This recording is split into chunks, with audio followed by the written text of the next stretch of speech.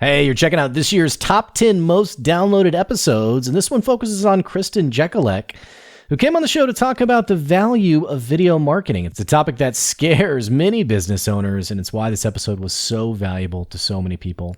Stay tuned and make sure you check out the remaining episodes as they release over the holiday break. Enjoy, and here's the episode. See ya. Hey, are you ready to grow your business? You have checked out the number one resource for business leaders, entrepreneurs, startup founders, and managers. And we're going to teach you how to grow and scale your business with real actionable steps. There's no fluff in this podcast. It's just good advice. Check out this episode. If you're a first-time listener, make sure you subscribe to the podcast. And if you enjoy this episode, leave us a 5-star review. Today's episode is with Kristin Jekielek, who's the owner of Value Video Marketing. And one of the things I love about today's episode is how relevant it is to growing your business. You probably know how important video marketing is for your business, but you've probably been wondering, how do I actually do it? Or how do I get over that hump of actually creating valuable content via video that stands out to my customers and gets them clicking on my website, checking out my offer, and seeing what I'm doing? I loved this episode with Kristin. You're going to enjoy it. Stay tuned. Here comes your good advice.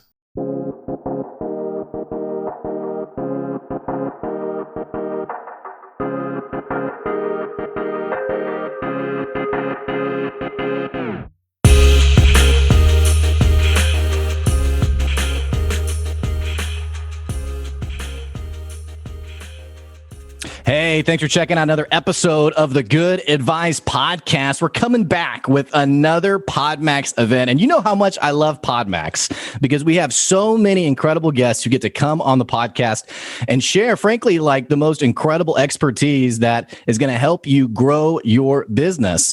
One of those guests is joining me today. She's an incredible person. Her name's Kristin Jekielek. She runs Value Video Marketing Agency. And here's the deal. This is the episode that's probably going to push you a little bit because you and I both know how uncomfortable it can be to get in front of a camera and share your value to your customers. But she's going to be talking today about how powerful video marketing can be and what you need to do to jump in on this and grow your business. Kristin, I am so excited to have you here today. Blink, thanks so much for having me. I love PodMax. This is my second time on it, and I love the people it connects me with. So I'm so glad to be doing this with you today. Well, I'm excited as well, and I've never had a bad guest through PodMax, and that's not to like be foreboding, like you better be good. It's such a valuable event, and I got to tell you, you and I were talking a little bit before I hit record. I really love what you do because this is something that I have felt uncomfortable with video. I talk to so many business owners who are just like, do I really have to do that? I mean, can I just, I don't really want to. Or they're like the one and done, like they do like the one video and they're like, yeah, I did it. And then they never do another one. So I think what you're going to share today is really going to be powerful for my listeners. Video is one of those things where like everyone has the technology, everyone has the ability to make video already. It couldn't be simpler and easier to just get started, but there's so much internal resistance to doing it. Well, I've met people who even me, I feel like I'm a relatively confident person. And there's even times where I'm like, what am I doing? Like, is this the right backdrop? Is this like, what, like, and then there's other times where I'm just like, whatever, I'm just going to post it. I'm just going to do it. But that internal resistance, it feels like it's so common across all entrepreneurs, not just certain like personality types. It's a little bit like taking a really long, hard stare in a mirror. You start to notice all these little things about yourself that you don't normally pay attention to because you're thinking that everyone else is going to start critiquing you as hard as you're critiquing yourself. But the truth is, unless you have like a booger hanging out of your nose, like people aren't going to judge you for putting videos out. They're going to see what you're doing. And if it's relevant to them, they're going to listen. And you know what? When you have video content out there over images or text, they're going to spend more time getting to know you and your content. Well, the way I've heard someone describe it to me is if you've always been really good connecting with people, we live in a digital world, especially now via COVID. why would you then deny people the ability to still have that sort of personal, connection? So I definitely agree with you. I can definitely, and I've seen it happen myself, but I think you're right, though. We live in a culture where, everyone has access to like an iPhone or a smartphone where you can take a video. It almost feels like sometimes we put too many, I don't know if restrictions is the right word, but like it has to be a certain way, or it has to, like, the lighting has to be right. And all these things maybe we put on ourselves to keep us from just actually jumping in. Has that been your experience of what people have maybe mentioned to you? It's what people have mentioned to me, and also what I myself have experienced over the years. I started making video content for businesses back in 2012. So I've been doing this a very long time. Wow. And I have some old footage of me like holding my camera up in the kitchen with like just crap on the fridge behind me, bad lighting, it's shaky. The one day I decided to wear like a tube top to film some video for some reason. So like from shoulders up, I looked naked, which like number one rule when you're trying to look professional is don't look naked. I got so many clicks that day. I don't know why. I never even posted that one. Thank God. Well, so help me understand this balance here. Because I saw a, quote influencer I use LinkedIn a lot. And she was saying, hey, stop putting out crappy videos. You need to put a lot of work into it. Here's all the things that I do. And see, and for people who can't see Kristin right now, she's saying, no, that's not good advice. And I think I'm with you here, because it almost feels like there's more power in consistency of just getting it out there and making, and obviously, not looking naked on the camera, but, help our listeners. What is the balance here between, quality, I guess, and consistently showing up every day? You talked about making human connection happen again over video, if that's the best that we can do, which for most of us right now, that really is the best we can do. So it's all about recreating that connection, and highly produced videos have a place, and there's absolutely a need for those. But when you're trying to connect directly with your audience and you're trying to do it consistently, that production, that pressure of that level of like, I need to look this way, I need to sound this way, gets in the way of actually putting out content, and actually prevents people from hearing your message. You're actually doing your audience a disservice when you are not on video. So don't feel like you have to be as charismatic as Gary Vee, but he's also the king of just like, let's just fire up my cell phone and just record some video, and the lighting's not amazing and the background, no one is thinking about it, but people love his videos anyway. And there are business owners out there who have their products in Whole Foods who produce video content for their Instagram that they don't even do like the basics of good lighting or anything. Like they don't do good food photography of their products, but they're putting them out there consistently multiple times a week, and people are loving it for the recipe ideas. Regardless of the low production value, the content, the message that's being shared is relevant and powerful, and it feels so authentic. That's the big thing, is we are trying to get rid of authenticity in favor of all this like professional polish. And A, it's not what people want. And B, like just give people a little more of yourself. And as you improve your video over time, people will notice that too and respect you for starting off before you were perfect. Yeah. And it feels like there is this, I guess, this counteractive effect where you make it too polished, where it almost feels, I guess, disingenuous is kind of what you're implying. And I've seen that too, where it almost feels, even for like a one-person shop, it almost feels corporate-esque when you put too much, sheen and shine on it. On the same token, it feels like we should put a little effort in. I was talking to a guy we were looking at some of his video content, and it was in his kitchen. And, you have like the camera, like the up the nose angle, like where the camera's like down on the table and he's like talking down. You see like the fat chin or whatever, or the double chin. And he has like a box of cereal behind him that's like, it's opened, and like the plastic interior is like pull it. You could tell he like reached in and like pulled his hand out. And I was like, we can have like the kitchen's like trash. I mean, it's totally dirty. And he's talking about, his video is all about like growing people's web presence. And I was like, for people to have some sort of sense of credibility in you, maybe not the kitchen. Maybe, maybe like just a wall somewhere would be a good starting point. So it feels like that's maybe like the balance there is, at least be a little professional, but don't stress about it, I guess, too much. It goes back again to human connection. Like if you had that business prospect there in your kitchen with you, what would you want your kitchen to look like? What would you do? What cleanup would you do before they physically came into your home? Do that before you get on video, right? Yeah. You know, and like the whole like no up the nose thing. You wouldn't have someone talking to you like when you're like this far up above them and have them look over your nose unless, you know, you're ridiculously tall or something.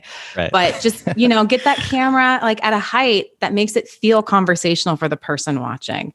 Right. Make contact with the camera so that they get an experience of eye contact. And it's also just psychologically more engaging when you feel like you get to make eye contact with somebody.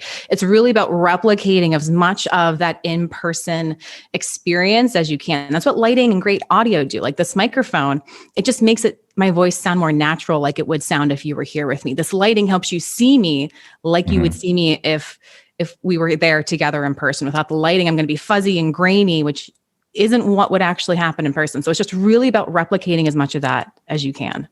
How much of your conversations with not just your customers, but people they want to know more about video, how much of your conversations are around, and I don't know what to call this in the sense of like, almost like getting over yourself or getting over your hesitation or your insecurity rather, because there's plenty of people who really believe in their business, but that resistance, that awkwardness of, I don't know, like how much do you find yourself actually coaching and pushing people to, hey, you got to just do it. You got to just get over it. Because like for example, I had a business I was working with where the guy really wanted to show up on LinkedIn every day.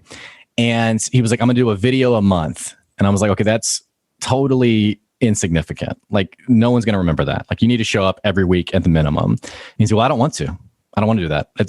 It's I don't enjoy that. I don't want to do that. And I was like, okay, but there's got to be something here beyond like you just don't want to or you're not comfortable with it. What do you tell people who just don't feel comfortable? Maybe it's like disbelief or insecurity or what have you. How do you coach them and push them to show up every day?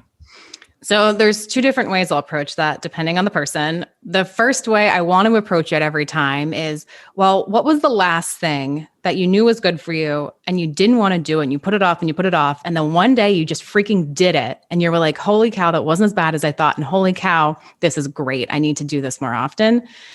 Video is one of those things you just have to make yourself do it.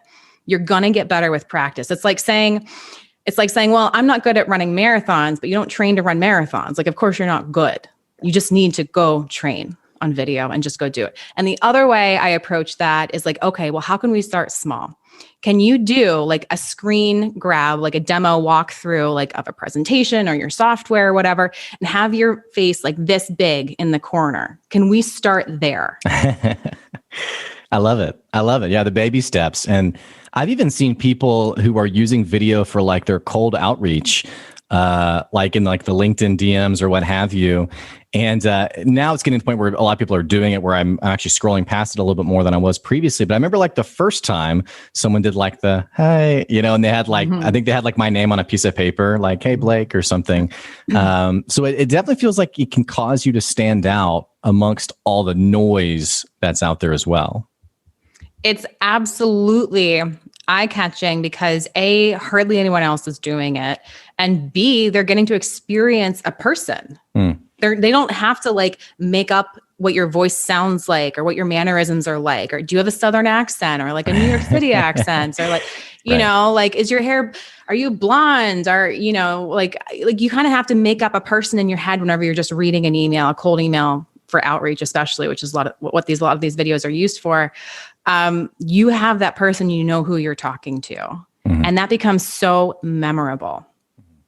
You know, Kristin, one of the things that's so enjoyable about a guest like yourself is you mentioned you've been doing this since 2012, and there's always something really special about having a guest on who's doing something that today everyone's like, oh my gosh, you got to do this, but they were already doing it, you know, almost a decade ago. And so tell me a little bit, I want to know a little bit about your origin story, because obviously you picked up on something that is now it's become so critical in standing out and growing your business. Tell me a little bit, let's go back to 2012. How did you even think about getting into video? What made you get into video? What made you do it? I'd love to hear more. Yeah, so that's going back quite a ways. So at the time, I was new in my entrepreneurial journey. I had my first two businesses started at the time. I had one that was myself, one that was a partnership. And the first business I had was actually an app I was selling in the App Store. That launched January 1st, 2011. And they didn't even have the ability to add videos to your app description, your app profile at that point. So later on, they added video, and I was like, okay, well, clearly I need to do this to get more visibility. It was just about the need to create some video content to keep my product visible and selling. And then thereafter, the partnership that we created, it was actually a recipe blog. So I was like, okay, well, clearly I need to start doing some recipe videos and some food tips and things like that. And like, I tried writing about those things and doing all the photography, and I take forever to write a blog post. I take forever to figure out photography. I was like, this is so inefficient for me. And I think for many, many people, if you just get yourself on video, it is a faster way to create content. Once you have your gear and your systems in place and you have that like comfort level in place there, it can just like fly. I used to film 30 pieces of content in a weekend. Wow. There was a 90-day period where I posted a video every single day, and I could do that one weekend a month. I couldn't do that writing blogs. I mean, would you do like a video and then like go change outfits, or like did you do it all in the same outfit, or like what is it? Help us know like the logistics here a little bit. Okay, we have to have the outfit conversation. This is an important one. So I would change outfits every like so many videos. I'd have like 4 or 5 outfits lined up for the day, and that was important. Last year, I was doing a lot of videos. I was posting videos twice a week. And I had tried to streamline it, make it as simple as possible. So I just wore the same thing every time. I had this like white shirt with this black background. It was super eye-catching online, but I kept getting the feedback that people were like, well, I don't know if this is a new video or an old video. So like, you do have to think about your outfits a little bit, at least. You have to have some visual indicator that it's a new video. Yeah. That's funny. But you just mentioned something that I think is really powerful. And you also said it earlier too, getting your processes down. Because something else, this isn't just with video, I think it's with social media in general, is that a lot of entrepreneurs are getting burned out in the content creation game. And even getting away, we're not talking about influencers. We're not talking about like your clicks or followers. We're talking about creating a brand presence that is consistent. So one of the things I hear often is, oh man, every day just having to produce something's really exhausting. You mentioned something though, I think is really smart in the entrepreneurial world, and it's producing content either in batches or producing content. And Gary Vee's really, really into this, producing content that you can like a sponge, wring dry and use many times over many different places. But you just said it yourself. You weren't every day, okay, what am I going to film today? But in a single day over the weekend, you're producing 30 days worth of content, or maybe you said 90 days, I can't remember, but you're doing it all in that single day. Talk to us a little bit about developing your process and kind of getting your hands around that, because I think that's really valuable for our listeners. So when it comes to developing a process for video, I recommend to all my training clients to do batch filming. I even have like this little like worksheet about how to plan your batch videos and how to go about doing that process so it's effective and super efficient for you. You could set aside a half of a day once every couple of weeks or once a month and have your content filmed for an entire month. Like that sounds like a dream for a lot of entrepreneurs, being able to batch your content like that. So it comes down to understanding like, okay, what are my goals for these videos? You don't want to process right out of the gate. You want to play a little bit and just kind of discover how you like to be on video, what feels natural for you, what kind of topics, how long should your videos be? Are you going to have any editing in your videos or not? I recommend people don't do any editing to get started. Just turn that camera on, record it, rehearse until you have one take that you can just post. That's what I recommend to get started. So for that process, it's really just brainstorm your topics, niche down each video topic to one teeny tiny itty bitty idea, and then have a structure for how you're going to share that information, and not just share info, but share impact, which is how you're going to make someone act on that info. You got to have that in your video. Once you have that framework, you can sit down. And I don't recommend people write scripts. I don't recommend people use teleprompters. I recommend you talk about something you know so well that you can have a few bullet points. You can rehearse for maybe 15 or 20 minutes and then get that like 1 to 3 minute video just filmed and ready to post. All right. And then if you don't have any editing to do, like once you've filmed, it's literally just about maybe go into like Canva, create a thumbnail. If you're going to post to YouTube, create a thumbnail. If you're going to post to IGTV, create a thumbnail. If you're going to post to LinkedIn or something like that. And then one crucial part people don't do, but I would recommend for anyone posting video is go get captions made. You can go to rev.com. It's like $1 a minute to get captions made. You'll have your SRT captions file to upload to any platform that accepts video. You can even have your captions burned in. That's the one step of like editing I would really add to a system early on, because with captions, people with the sound on and with the sound off now have the opportunity to benefit from your video while still experiencing you speaking. Mm-hmm. And there really are not just rev.com, there's a few different options out there where people can even get it auto-generated and very easily put on there with very little editing. Now, I interrupted your story a little bit and totally segued us. I want to go back. So you were, and it's always interesting to me, people who on their entrepreneurial journey, their business idea came out of a problem they themselves were having. And so you were realizing you needed more video visibility. Walk me through how you got to the point of, okay, actually, I think I want to offer this to people. I think I want to, because obviously you had your own quirks to work through, like your naked video, for example. And I don't know what we're calling it, but I'm just going to call it that. You had your own quirks to work through and like, oh, that was awkward. That was weird. I need to change this. But when did you get to the point when you were like, okay, this is something, because I think there's something interesting there about you saw, okay, I don't just need this. Other people are going to need this, whether they know it or not. Right? Like I had a friend of mine who was doing like a web design business back in like 2002. And people were like, why do I need this? Why do I need a website? So you probably had people who were like, why do I need video? Like, well, tell me again, what's going on here? Talk me through the creation of the business, how value video sort of came to life, and how you started to really get out there and start getting people on this video content game. Well, Blake, it all comes down to the pandemic, as so many things do. I was actually launching a different business late 2019, early 2020. It was based on a lot of in-person events and like in-person networking. The pandemic happened. Man. And all of those in-person events evaporated overnight. Like I've been using like video conferencing for work since 2008. Like that is something totally natural and cool. And like that's easy for me to do. Right. But all these event hosts had never done something like that. So even though I tried to like get them on board, like, hey, let's just move it to Zoom, like before anybody knew what Zoom was, it was just too overwhelming for people at the time. It was too much for them to process and handle, which I totally understand. So I was like, all right, well, I've got to start marketing myself online and I've got to move what I'm doing to an online format. And I was like, okay, well, it's time to start making marketing videos again, because I'd been really working on marketing videos consistently since 2012. I've bought all the gear, bought the stuff I didn't need, bought the stuff that broke, bought the stuff that wasn't the right thing for my application. And like, I've been through all that and I have it all super streamlined. So like you can actually see, for anyone who's watching video, like behind me here where my TV is, I had it set up like right next to my TV with a big background and great lighting and everything. And I just started producing marketing videos and releasing those twice a week on LinkedIn. And pretty quickly, I had business owners way more interested in my videos. They were like, you look amazing. Who are you paying to do these videos?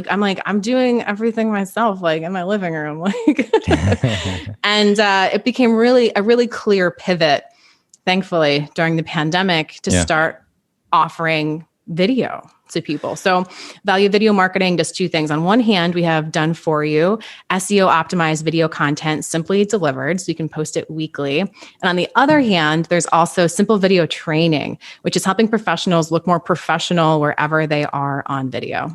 Well, this stuff is so crucial. Anyone who's listening right now, who's thinking about, okay, I want to jump into the video game, but I don't know how. Valuevideo.marketing. Talk to Kristin. She's going to help you make it happen. Kristin, I want to talk a little bit more about this pivot of yours. It's interesting, and this isn't to discount your own entrepreneurial prowess at all, but it's interesting how like these businesses seem to come together out of fortune or misfortune. right? And you mentioned how you were sort of just doing video, and now all of a sudden people are like, "Hey, I think I need that because of COVID." And I remember for me, I do a little bit of like management consulting, and I had produced content on like managing remote employees like a year or two ago. Well, people started finding this article and finding this video, kind of being like, "Hey, I need help managing remote employees," and it's just through coincidence. It was just through, for better or worse, COVID that got people funneling towards me. How much do you think timing and or luck plays into the business journey, the entrepreneurial journey? All right. So I personally believe that everyone who's successful has some element of luck at somewhere along the road. There was some connection that got made. They had some inspired idea. Like, I have a question actually really quickly. That content that's bringing people to you, was that SEO optimized content or was that just a random blog post you wrote? I think it was random. I don't remember, honestly. There's a little bit of luck there. You weren't even SEO optimized and you were like getting content. I think there was a lot of luck there. And what's funny is I also I had presented to a company on, again, just randomly on managing remote employees, and they called me back. I mean, it had been months, and they were like, "We need you to come back and talk more about this." And it was like a random segue point in a slide of a bigger PowerPoint. And so, yeah, just total luck. But anyway, I didn't mean to interrupt you. Continue. Yeah. I mean, the entrepreneurs I know, virtually all of them have some elements of luck. However, it is by no means just luck. There is always the hard work and the vision to take advantage of the opportunity presented. You have to be ready. You can have something lucky happen, but if you aren't positioned to accept whatever's flowing your way and you aren't positioned to work hard on it and turn it into something bigger, that luck just turns into some happenstance, right? So it's really it's a combination of I think always allowing for that gratitude for the luck that does come your way. And if you feel like you aren't lucky, sometimes you just got to keep working hard until that luck comes your way. That's absolutely part of it. Yeah. And you mentioned about being positioned to take advantage of it. What do we mean by that? Are we talking about like cash flow? Are we talking about like having the opportunity to say yes to it? I mean, what does that positioning mean for the average business owner? I think it really comes down to being ready to receive the types of opportunities you want. Like right now, if I got the opportunity to be featured on some parenting blog, like the world's largest parenting blog with 1 million weekly viewers, that actually probably wouldn't be a great opportunity for me, even if there was some element of like luck in that. Like that probably wouldn't help me advance my business too far. You have to be open for the right opportunities for you. Now, if I got the opportunity to like suddenly be featured on Gary V's blog, like that's probably a lot of my audience right there. That'd probably be a great opportunity for me. Being ready to accept something your way. Of course, it comes down to finances. It comes down to health. It comes down to your total load of responsibilities internally and externally. But it comes down to like knowing what you want to be ready for, what you want to receive, and making sure that that is there for you whenever that luck happens. It almost feels like too, being open-minded to how you might need to pivot your business. Like you mentioned, like the in-person networking, you saw the pivot and you made the pivot happen. But I remember talking to a business owner who did also in-person events, and we got on a Zoom call and we were talking about his business, and he said, this thing can only exist in person. And I said, you're going to have to find a way to make it work online. He's like, it can't work online. Now, whether that's true or not, I don't know. But I remember walking away from that conversation thinking that resistance to it has to be this way and I can't do it any other way, I'm certain it was costing him growth of his company. So it feels like this open-mindedness to, okay, it may not look the way I wanted it to. It may be a little bit different. It feels like that plays a little bit of a role as well. Yeah, there's an element of problem solving there. How you problem solve and how you make decisions is crucial. Like I feel lucky that I learned problem solving from a scientific perspective. because it taught me to like, not just look at the problem, it taught me to study the problem. It taught me to understand what are the boundary conditions, what are assumptions that I'm making about the problem, what are the most important elements of this problem, like what's really critical, what am I assuming is critical, can we test those assumptions? And then it helps you find areas you can explore new opportunities for that issue. And it's from that kind of problem solving perspective that people find new innovative solutions to do things. Well, and I think what I'm hearing from you too is what your first perception is may not actually be reality. And so being willing to step back and test it and actually think about this. Because we've talked to, there's so many entrepreneurs out there who say like, hey, this is what's going on in my business, or here's what the issue is. And as an unbiased person, you're kind of like, okay, that doesn't quite line up or add up. And so this willingness to sort of step back and really think that through and make sure that the data you have isn't tainted to your own perspective. It sounds like really great advice that you're giving. Yeah, I mean, it's a lot of personal development. I think like what we're talking about is really working on yourself, exploring your shortcomings, exploring your strengths, exploring how open or closed-minded you are, and being willing to challenge those assumptions that you have in place. Anything that's holding you back, being willing to look at it with an open, critical eye, and then seeking out feedback on new ways to look at this thing. And I think that's a key insight. Is there's a really great book in the startup world called Passing the Mom Test. And it's all about, if you're going to grow as a business, you need to stop asking your mom what she thinks about your business, because everyone's mom is like, oh yeah, you're great. You're doing the right thing. Of course, you just keep doing, I have no customers. Well, they're crazy. They're going to discover you soon. Well, so you just said it, this concept of like seeking unbiased feedback. How does someone do that really well in today's virtual world? Oh man, that is a hard question to answer, because we have so many gurus marketing themselves to us right now. And we have so many messages. I mean, like any message you can conceive of in business, somebody is selling that message to you somehow, somewhere, some way. So finding truly qualified, trusted advice comes down to personal networking and personal relationships. You're not going to get it out of somebody who doesn't have some vested interest in who you are and what happens to you. And I think that you've touched on it's one of the reasons I feel like it's really hard to be an entrepreneur, a new entrepreneur right now, because it feels like until you get burned, it's easy to be naive, and you come across someone who says, oh, this is just what you need. This is just what you need to do. You just need to do, like, here's a great example. Someone was really struggling in their business, and I saw someone was selling to this person and said, hey, you just need to run ads. You just need to run ads every day. And this was someone who wasn't even making any sales. And so all I could see was just like the bank account just draining as they were. And the person was like commenting, yeah, set a budget to like $500 a day. And I'm like, this is a solo entrepreneur without any customers to their name.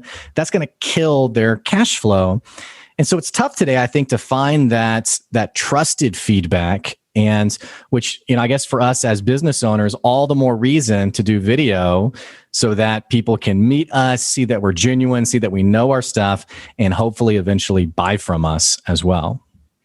Yeah, couldn't say it better. Really, you just summed it up right there. It's getting yourself out there, and video is the highest leverage way to get you out there. I love it. Well, Kristin, we have unfortunately run out of time. We've got a couple minutes left of this interview. I want to give you an opportunity real quick for my listeners who they want to know more about video. They want to get involved in video. And more importantly, they just want to connect with you and follow you. What does it look like for people to, one, work with value video marketing, and two, to connect with you? So to work with value video marketing, if you want content creation done for you, if you don't want to master video yourself, if you'd love for a fantastic matched spokesperson to be speaking for you, we can absolutely do that. Everything's always going to be on brand and tailored to your SEO keyword research. Or I also work with people to train them how to do video from home simply using inexpensive, easy to use gear. So to connect with me, the best place to find me is either to go to my website, valuevideo.marketing. That is a whole URL. Or go to my LinkedIn, just type in my name, actually copy my name from the show notes because I'm not going to spell it for you here. Copy Kristin Jekielek into LinkedIn and you'll find me there. Kristin, it's been so great talking to you. You gave us so much good advice today. Thanks for joining the show today. Thanks so much, Blake. This is a great conversation. I really enjoyed it. It's great to meet you. Hey, for our listeners, what the heck you waiting on? If you enjoyed this episode, click that subscribe button so you keep getting good advice wherever you are. And absolutely follow Kristin on LinkedIn. Go to valuevideo.marketing. And also, I will put Kristin's LinkedIn profile down in the episode description below. Hey, if you've been thinking about video, stop thinking and jump on it. It's probably one of the areas that I am most passionate about telling people to just go do it. So this is a great person for you to connect with to help you figure out how to do that really well. Hey, don't forget, if you have been enjoying the podcast, be sure to leave us a 5-star review. It really helps us with our visibility.